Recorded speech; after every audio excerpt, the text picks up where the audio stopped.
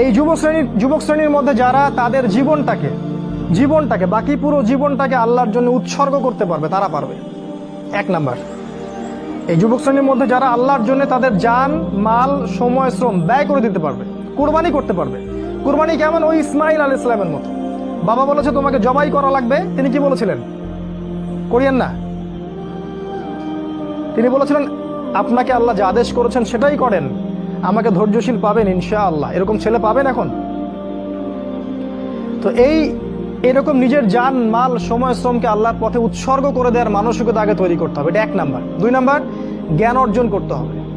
এই যুবক শ্রেণীর মধ্যে যারা জ্ঞান অর্জন করবে, কোরআন সুন্নাহর পাশাপাশি সমসাময়িক অর্থনীতি, রাজনীতি, বিশ্ব সবকিছু সম্পর্কে জ্ঞান থাকতে হবে।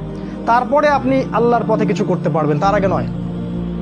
আপনি সিলেক্ট করবেন যে আপনি এই উম্মার আবর্জনা হতে চান না উম্মার মুজাহিদ হতে চান, এটা আপনি সিলেক্ট